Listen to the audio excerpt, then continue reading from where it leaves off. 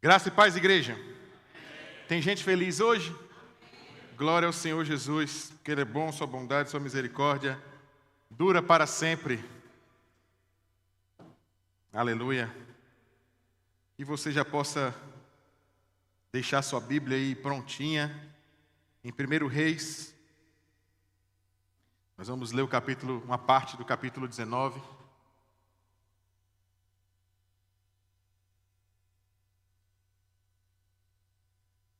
Iniciamos, aqui na Rede Valente, pelo menos, né? Iniciamos esse... Estou todo suado, rapaz. Estou vendo ali agora no monitor. Misericórdia. Iniciamos nossa Rede Valente esse ano, já em fevereiro, né? Nós estamos dando início aos nossos trabalhos. Acredito que o Senhor tem governado, exercido sua boa vontade perfeita e agradável, e tem feito as coisas e conduzido da maneira dEle e não da nossa.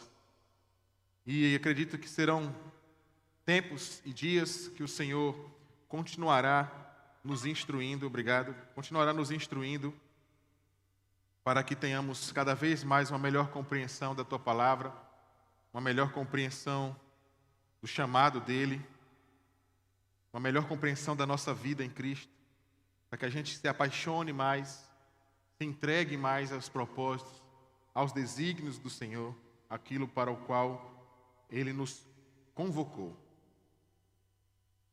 Queria ler com vocês esse texto logo, a gente dá início. Primeiro livro de Reis. É importante que às vezes, eu mesmo às vezes falo, né? Mas é importante a gente instruir a igreja, né? A gente às vezes fala primeiro a Reis, está errado, né? É porque a gente fala muito primeiro a Filipenses, primeiro a Colossenses, aí faz sentido, né, Binho? Porque são cartas que foram enviadas para aquele povo. Aqui não é o caso, porque existe de fato um livro que foi fragmentado em 2 pedaços. No Velho Testamento não existem essas cartas. Então, às vezes a gente até fala, né? Mas não cabe. É igual Salmos, que algumas pessoas também falam o versículo, né? Salmo 28, versículo. Em termos, claro que todo mundo está entendendo o que a pessoa quer dizer, né? Mas em termos literários de como aquela forma funciona, não se aplica, né? A gente fala verso, porque são poesias, são canções. Salmos são canções. E Salmo também não tem capítulo, né? Salmo tem Salmo.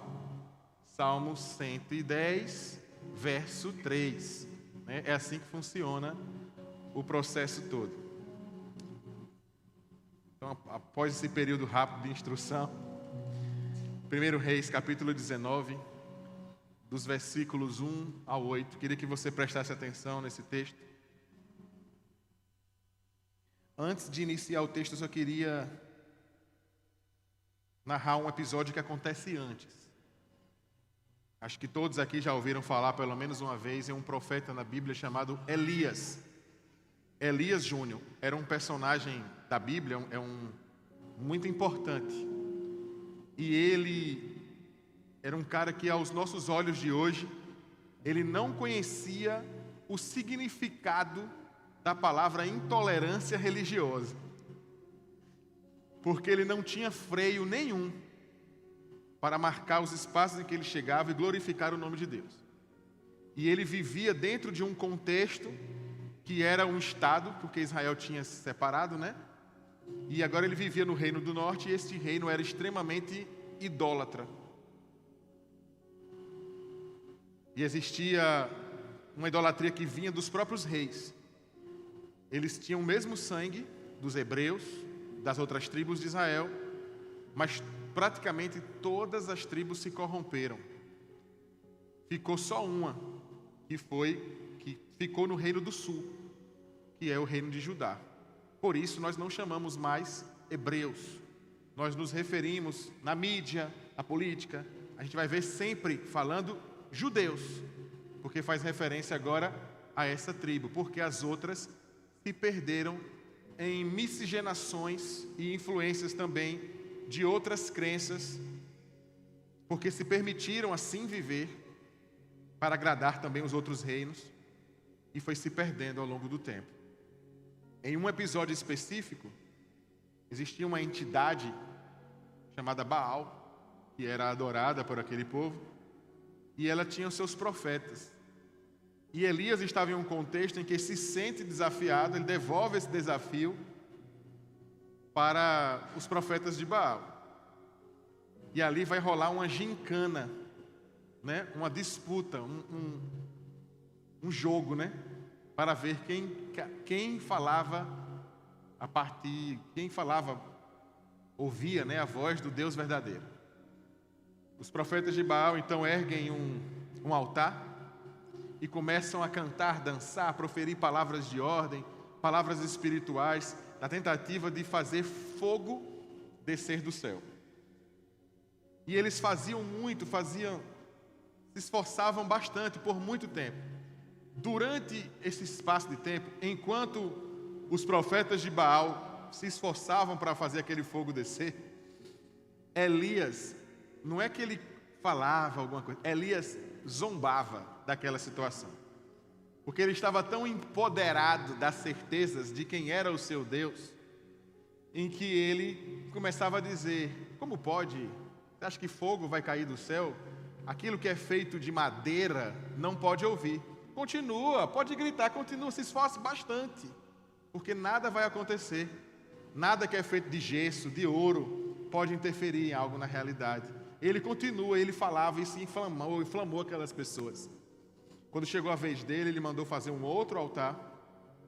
E para que não tivesse nenhuma dúvida de que aquilo era um truque mágico, um truque de ilusionismo, que tinha uma cordinha passando com pólvora por baixo, ou alguma coisa assim, Elias manda fazer um poço, né? Um canalzinho de água em volta do altar. E ele começa agora o seu momento. E para resumir, vem fogo. O fogo não só queima o altar, como dissolve toda a água que estava naquele entorno do altar, mostrando que a glória de Deus consome tudo quando ela vem. E ali Elias, eu tenho certeza que saiu cheio de vida, jogou na cara dos caras que o Deus deles não é que não estava com nada, ele sequer existia. Então, ele inflamou muitas pessoas que se sentiram humilhadas. E quando um poderoso ou uma poderosa é humilhada, pessoas da alta sociedade, ou que carregam poderes, ou nesse caso, reis e rainhas, eles têm instrumentos muito mais severos para retaliar você. E aí entra 1 Reis, capítulo 19, a partir do primeiro versículo, que diz assim: ora, Acabe contou a Jezabel tudo o que Elias tinha feito, e como havia, essa parte eu até não contei, né? Como havia matado à espada todos aqueles profetas. Então Jezabel mandou mensageiros a Elias para dizer-lhe: que os deuses me castiguem com todo rigor, se amanhã, nesta hora, eu não fizer com a sua vida o que você fez com a deles. Elias teve medo e fugiu para salvar a sua vida. Em Berseba de Judá, deixou o seu servo, entrou no deserto caminhando um dia. Chegou a um pé de giesta, sentou-se debaixo dele e orou pedindo a morte. Já tive o bastante, Senhor. Tira a minha vida. Não sou melhor do que os meus antepassados. Então se deitou debaixo da árvore e dormiu. De repente um anjo tocou nele e disse: levante-se e coma. Ele olhou ao redor, ali junto à sua cabeça havia um pão assado sobre brasas quentes e uma jarra de água. Ele comeu, bebeu e deitou-se de novo. O anjo do Senhor voltou, tocou nele e disse: levante-se e coma, pois a sua viagem será muito longa. Ele se levantou, comeu, bebeu, fortalecido com aquela comida, viajou 40 dias e 40 noites até Horebe, o monte de Deus. Amém? Vamos ficar por aqui. Elias, ele começa a viver uma profunda tristeza. Mas Elias não está em um pecado escandaloso. Elias estava vivendo agora sob uma ameaça e o intimidou. Olha que coisa, eu vou usar um termo aqui, né? Olha que coisa linda nessa história. Por que linda? Porque nós já sabemos o final, em que o Senhor sai vitorioso junto com o seu servo, mas que é muito importante que a natureza humana e suas falhas estejam sempre evidentes, para que a gente nunca se envaideça de nós mesmos, de nossas feituras, nossas realizações, de porque a gente ora mais ou ora menos, de porque canta mais ou canta menos, de porque realiza isso, realiza aquilo, porque é mais relevante do que o outro. Nada disso importa. Olha a autoridade espiritual que Elias viveu. Elias orou e o fogo do céu queimou um altar inteiro. Estava tão cheio de si que ainda venceu os profetas de Baal fisicamente em batalha. Mas na mesma sequência da mesma temporada dessa série, no episódio seguinte, aquele mesmo homem que estava cheio do poder e da autoridade de Deus encontrou tempo e disposição para se sentir intimidado diante de uma fala de uma pessoa. Como que um homem que tinha convicção, que zombava os profetas de Baal antes mesmo de realizar o prodígio que viria das suas palavras, porque estava confiante sobre quem era Deus, onde esse homem encontrou tempo e disposição para se entristecer e ter medo, a ponto de fugir. Na sequência desse texto, nós vamos ver Elias chega a se esconder em uma caverna, e é ali onde o Senhor começa a falar com ele. Na profundidade da escuridão e da tristeza, Elias entra em algo em que nós poderíamos interpretar aos nossos olhos culturais de hoje e sociais. Elias estava em uma profunda depressão, porque ele estava travado, estava preso, estava se sentindo morto. Elias pede a morte, viveu o ápice da vida, que simbolizado na presença do fogo, que na Bíblia fogo sempre é movimento, é poder, é autoridade, e agora estava pedindo a frieza da terra para que o seu corpo padecesse na morte. Esse texto eu acho que ele é bonito, como eu falei, uma linda história, porque ela mais uma vez revela a natureza do homem. Assim como eu sempre gosto de repetir à igreja, para que a gente fixe na nossa memória o mesmo episódio que acontece com Davi. A história de Davi não aconteceu para que o nome de Davi fosse engrandecido, mas Deus estava mostrando para as pessoas daquele tempo e para as deste tempo que Ele pode fazer o que quiser, com quem quiser, quando quiser. Pegou um homem que a Bíblia é um livro fascinante. O tempo inteiro Deus estava mandando um recado sobre o que Ele faz com quem Ele faz. A cultura judaica sempre se baseou muito na permanência da autoridade através dos mais velhos, que nós chamamos de primogênitos, não é verdade? A gente vai ver isso acontecendo na Bíblia o tempo inteiro.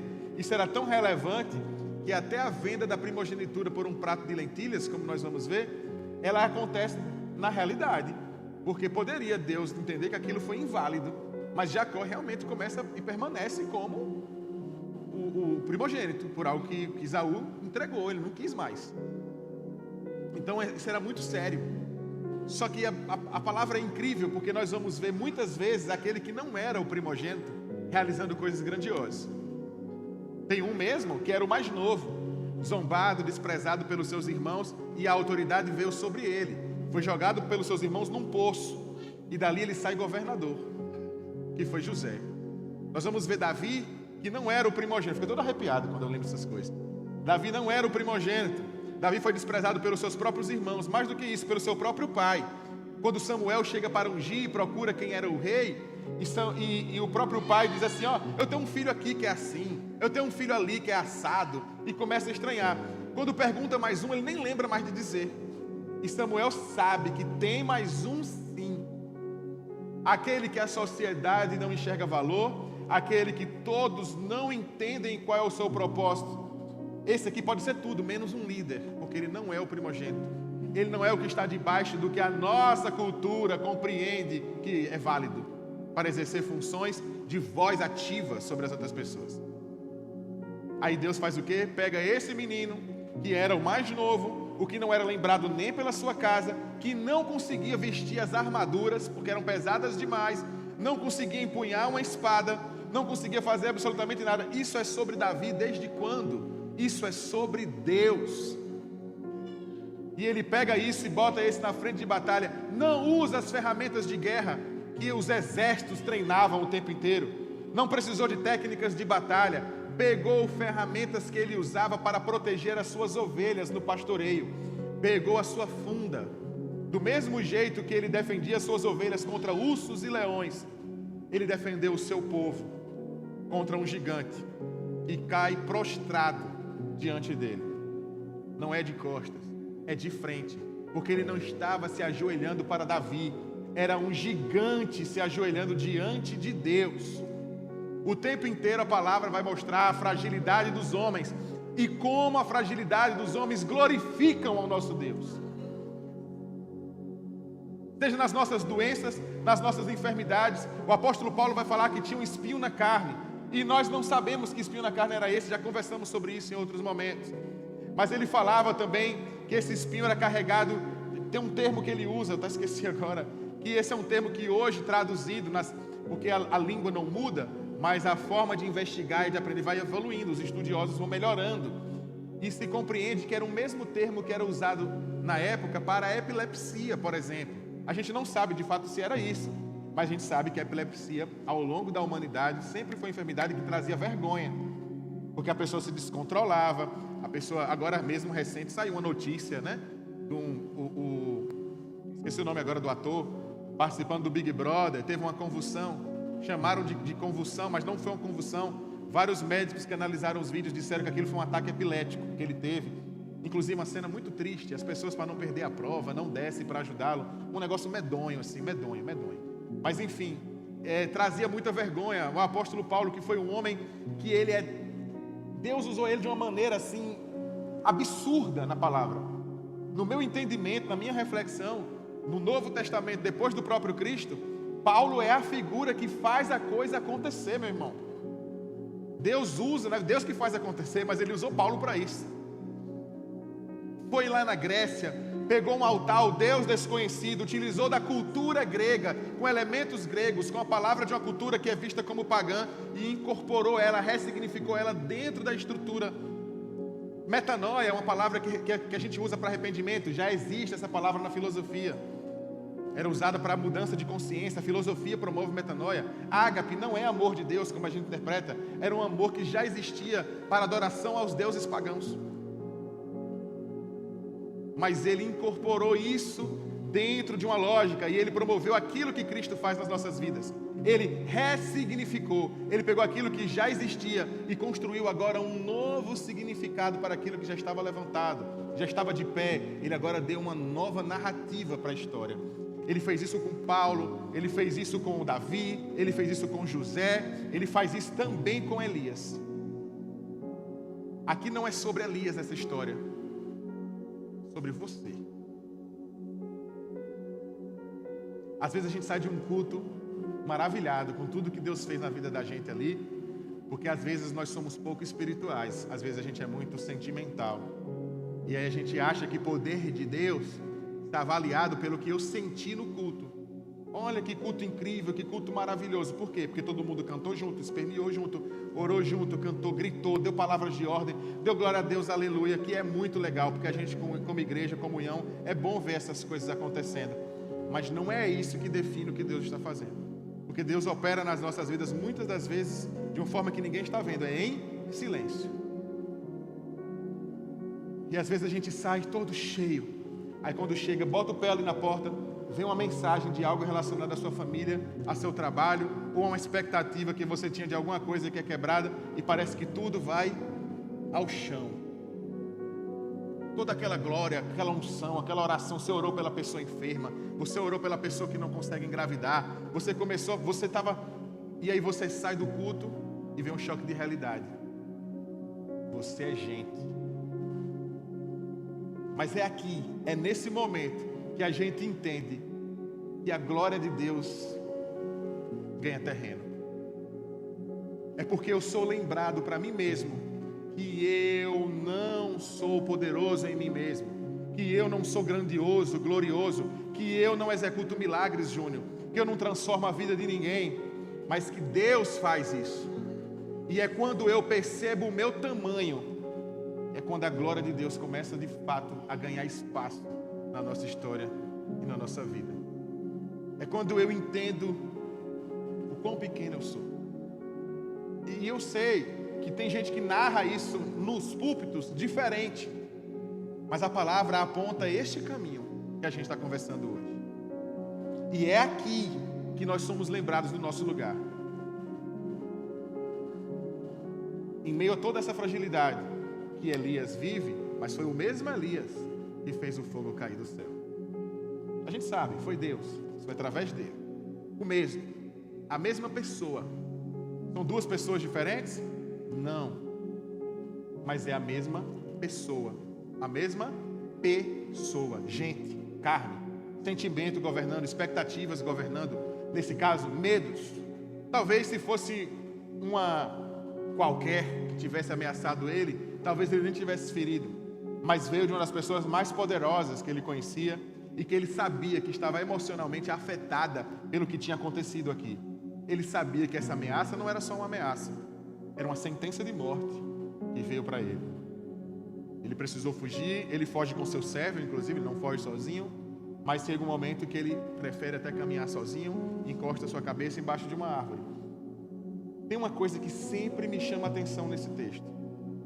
Estou igual o pastor Teobaldo, estou na introdução. Tem uma coisa que sempre me chama a atenção nesse texto. Me chama demais a atenção nesse texto. A palavra diz que ele monta um altar e o altar é queimado, não é?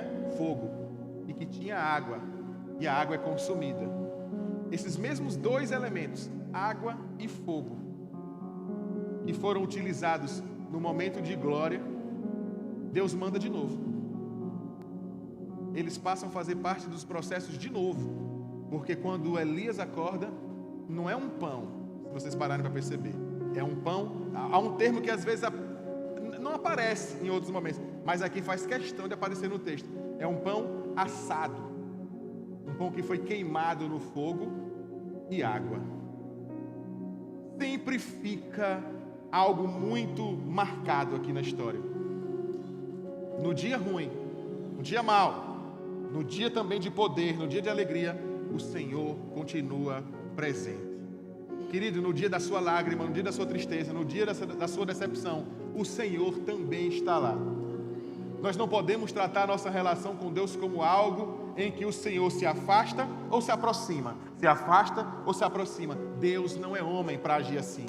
Movido por birras, movido pelas decepções como nós vivemos. E que nós hoje falamos com os irmãos e aí, ele postou um negócio na internet, ele mandou uma mensagem, ele falou, me respondeu de um jeito aqui no culto, e a gente não se fala mais. Isso é coisa que revela só o nosso caráter, que ainda precisa ser trabalhado. E a nossa pobreza de alma e de espírito. Mas Deus não é assim. Ele não vai se afastar. Querido, se Deus fosse para se afastar da humanidade, por conta dos equívocos, dos erros da humanidade, game over. Ele já tinha feito isso. A palavra vai dizer no Evangelho de João que no princípio era o verbo. Jesus conhecia desde o início as mazelas da humanidade. E nem por isso ele abandonou. Ele se manteve em um propósito vivo. Porque redenção vinha por meio de derramamento de sangue. E ele sabia que essa era uma aliança que existia na terra com o reino dos céus. Que era assim que se valia do processo de sacrifício e de purificação. Então ele se submete, porque só um cordeiro limpo poderia tirar as impurezas do mundo. E agora um homem para limpar os homens. E ele tinha essa consciência e se manteve vivo e firme em seu processo de morte para trazer vida em abundância. Por isso que ele é diferente de tudo que nós entendemos. E ele poderia desistir, porque se não fosse possível o Senhor desistir, você pensa, ora, mas ele era o próprio Deus, estava debaixo de uma promessa, ele não tinha a opção de desistir. Tinha. Tanto que o diabo tentou o Senhor. Ele se aproximou, tentou o Senhor, foi no Getsemane, tentou fazer uma apelação, ofereceu os reinos deste mundo, ofereceu riquezas, ofereceu poderes absolutos. Você entende como o diabo exerce algum nível de autoridade no mundo? Que algumas pessoas acham que ele não tem autoridade nenhuma sobre as coisas do mundo. Vacile com Satanás. E ele foi e oferece tudo isso. E o Senhor não se permitiu. Ali ele mostra todo o seu cuidado. Ali ele mostra todo o seu amor com as pessoas. E ele cumpre um processo que aquele episódio específico é um episódio que serve para mostrar o nível de obediência em que Jesus tinha. Obediência com um propósito ao qual se cumpre. E vai se consumir no momento que de fato importava em maior valia, que era o momento em que dava a sua equivalência aos cordeiros sacrificados. E foi quando Jesus vai viver a consumação. Que é quando o sangue puro e imaculado vai ao chão, vivendo um sacrifício, vivendo a morte. Esse impacto da morte de Jesus, o momento específico do sacrifício, ele é tão grandioso. A cruz tem um valor espiritual tão enorme, que a Bíblia vai dizer que no momento em que Jesus entrega seu corpo, terremotos, trovões começam a acontecer, as pessoas começam a se impressionar, e naquele ato que a natureza começa a se manifestar, algumas pessoas começam a se preocupar com tudo que fizeram e disseram sobre Jesus, porque alguns abriam a boca e diziam: meu Deus, matamos o Filho de Deus. E mais do que isso, as portas de Jerusalém começam a ser invadidas pelos mortos que estavam ressuscitando. Os corpos dos santos daquele tempo ressuscitaram e entraram pelas portas de Jerusalém. Isso está nos evangelhos. Às vezes a gente negligencia um pouco esse episódio, tentando humanizar muito essa história. Mas você entende o impacto da cruz? Porque era um símbolo de morte que foi ressignificado para a vida. Elias estava vivendo agora a morte, tinha vivido uma experiência de uma vida extrema com autoridade e poder. O tempo inteiro é uma passagem de morte e vida, de morte e vida. A Bíblia o tempo inteiro está dando sinais sobre isso. E a vida humana terrena é uma vida que experimenta a morte e a vida, a morte e a vida o tempo inteiro. E nós ficamos sempre nessa corda bamba desses experimentos. É por isso que nós, como crente, precisamos sempre carregar a certeza de para onde nós vamos, para onde os nossos parentes vão. É assim que a gente sofre menos. Quando a gente perde, por exemplo, um ente querido. Às vezes a gente entra numa carga, num luto enorme. Mas, querido, quando nós perdemos um irmão em Cristo, nós só estamos dizendo até logo. Quando nós perdemos alguém que está debaixo da promessa do Senhor, só estamos dizendo até logo. Precisamos confiar mais no processo e confiar na qualidade imaculada do sangue de Jesus. Então, todo esse processo desperta em nós algumas questões. Queridos, queria que você pudesse abrir Mateus, o Evangelho de Mateus. Mateus se preocupou. No capítulo 11.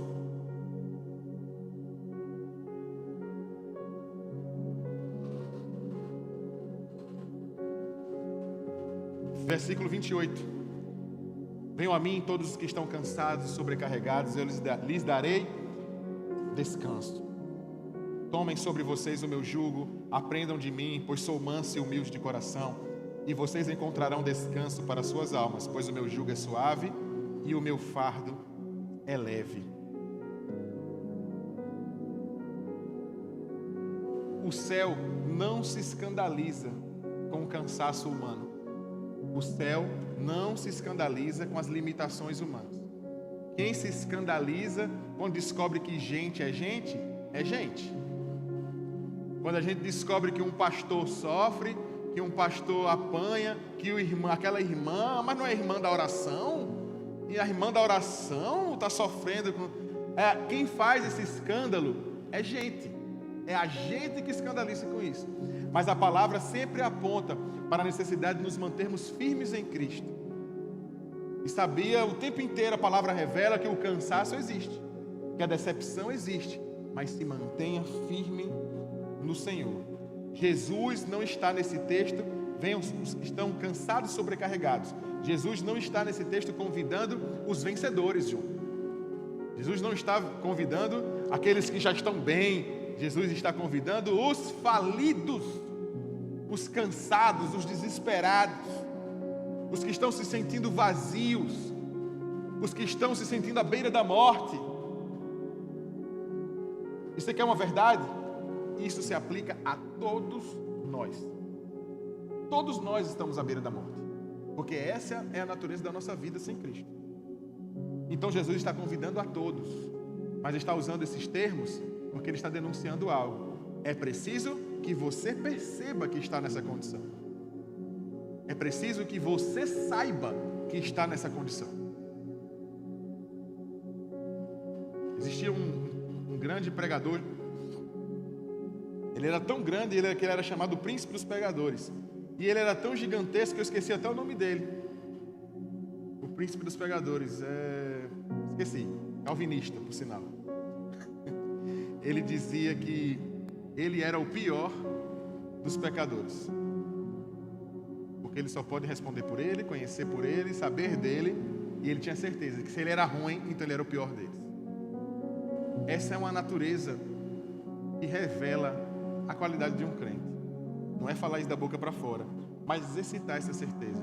Não para se desesperar. Então, se eu sou o pior, meu amigo, a condenação vem para... Não. É justamente aí, nesse ponto, que nós entendemos a graça. Porque a nossa qualidade é péssima. Mas mesmo assim Ele nos acolheu. E nos levou para perto dEle. E mesmo sem haver um justo, um sequer, Ele nos justifica. E nos empresta uma qualidade que não é nossa, mas que veio da cruz e derramou sobre nós. Este é o Senhor.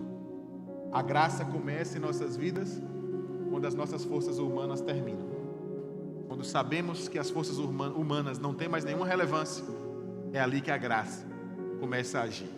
Quando você solta as rédeas da sua vida, ou os remos da embarcação da sua história, é ali, naquele instante, em que o Senhor começa a operar com a graça. Quando você percebe que não há controle da história da sua vida em suas próprias mãos. Evangelho de Marcos, no capítulo 6, versículo 31, diz: Então, por serem muitos os que iam e vinham, e não terem tempo nem para comer, eles lhe disse: Venham comigo para um lugar deserto e descansem um pouco. É um trecho de uma narrativa também relacionada a uma fala de Jesus, que de alguma maneira conecta também a história de Elias. O Senhor levou Elias, depois de toda a intensidade daquele momento. Uma sensação também que eu tenho quando eu leio esse texto, que o caráter...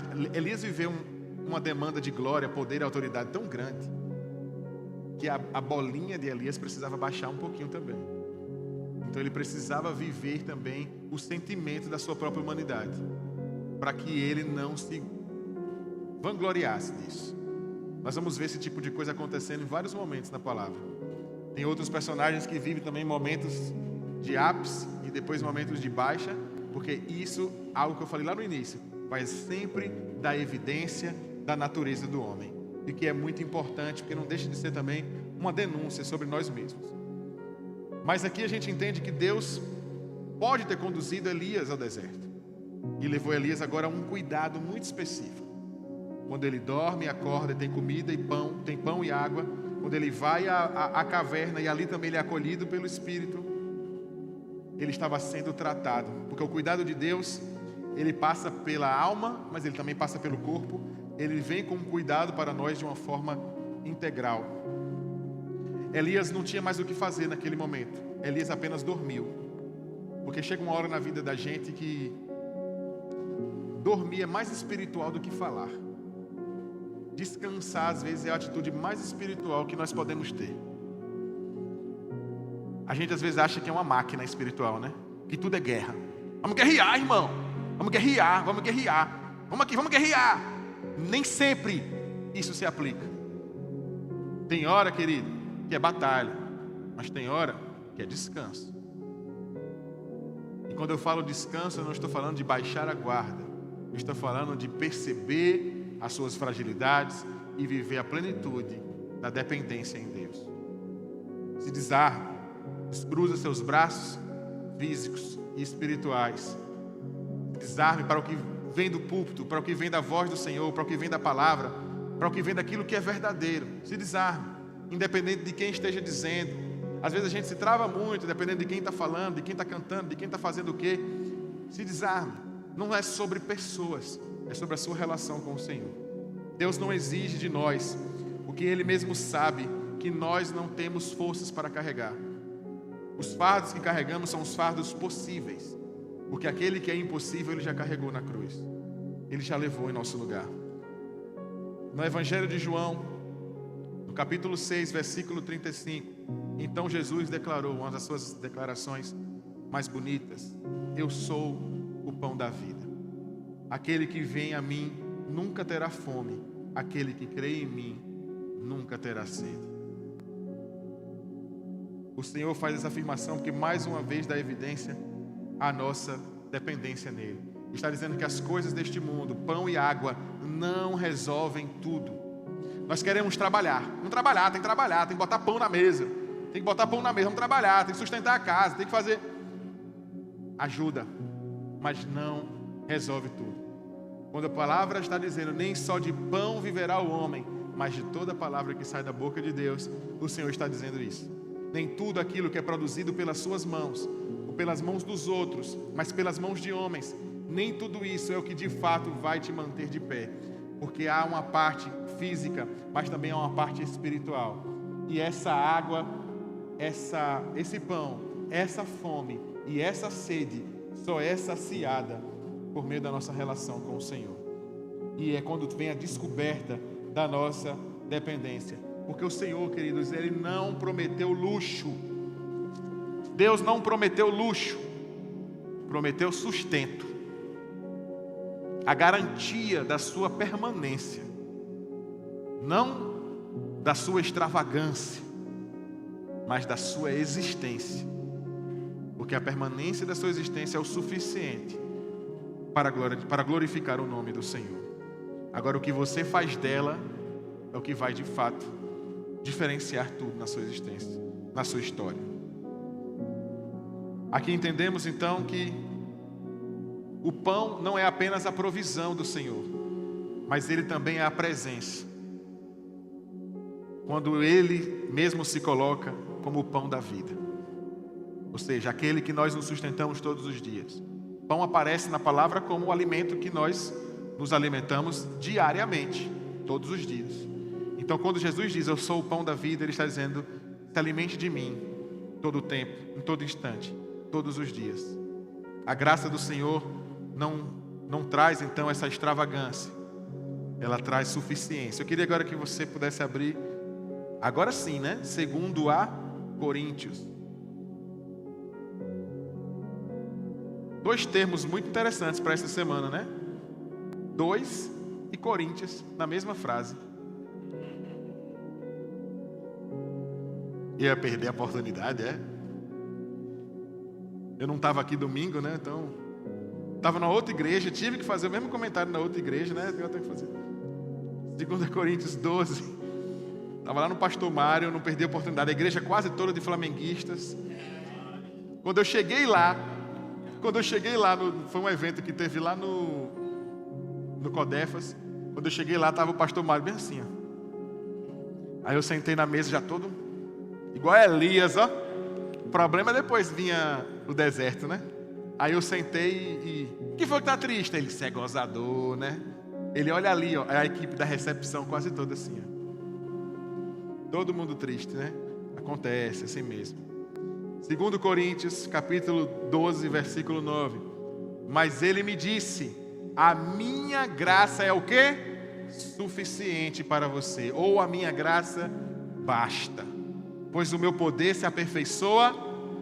Oh, glória a Deus. Portanto, eu me gloriarei ainda mais alegremente em minhas fraquezas, para que o poder de Cristo repouse em mim.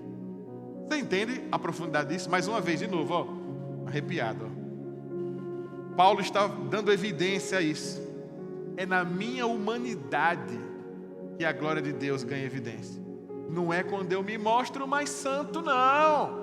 Não é quando as pessoas acham que eu carrego poderes diferentes dos demais. Quando o meu evangeliquez soa mais afiado do que o do irmão. Não é nessa hora, não.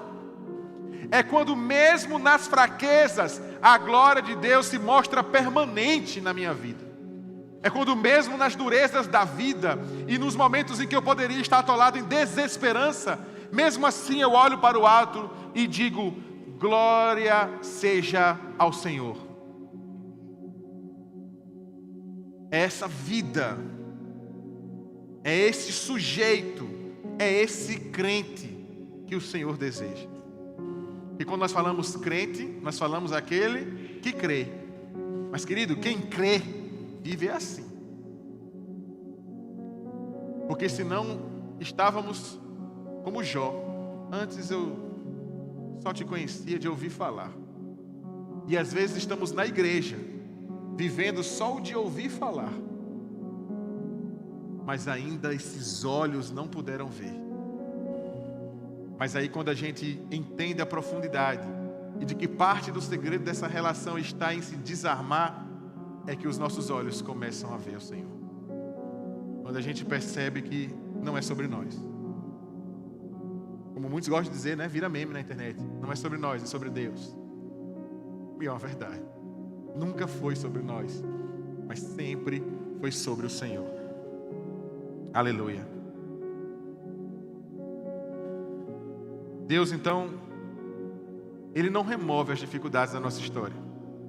Ele apenas fortalece o cansado. Ele não nos tira da rota. Ele nos mantém nela, mas com novos olhos, mais fortalecidos e mais adestrados. Eu sempre também gosto de dizer para a juventude, para a igreja, que quando o Senhor começa a moldar um novo caráter em nós, nós vamos permanecer nos mesmos lugares. Vamos trabalhar no mesmo trabalho. Vamos voltar para a mesma casa depois daqui do culto. Vamos para a mesma escola, mesma rua, ouvir as mesmas histórias, ter que viver em uma cidade, em um estado, em um país governado pelos mesmos políticos, viver as mesmas experiências. O que é que vai mudar? Você. Sabe o que acontece? Aquela alma que antes se sentia afetada por todo esse espaço, ela agora percebe que ela não tem mais motivo para isso. Porque quem governa essa alma é maior do que todos esses espaços externos.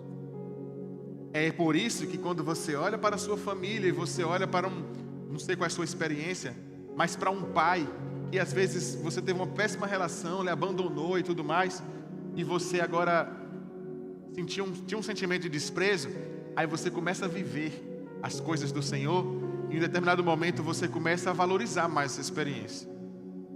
Seu pai não mudou, é a mesma pessoa, talvez nem te pediu perdão, nem tomou iniciativa nenhuma, você até esperou a vida inteira, porque você era o filho, o adulto da relação era ele, quem deveria ter tomado iniciativa era ele. Você esperou, você tentou, mudou e criava esse ódio, esse rancor. Aí, em determinado momento, você vive uma maturidade diferente de vida e cristã. E aí você toma iniciativas. Você vai atrás, você perdoa, você conversa. Você já começa a entender até algumas situações. Como era o seu avô quando criou ele. Quais foram as experiências que ele teve de vida. E você começa a não justificar, mas entender alguma parte. E até amansar a sua relação com ele. Porque ele não mudou. Nada mudou. Quem mudou foi você. É assim que Cristo faz em nós.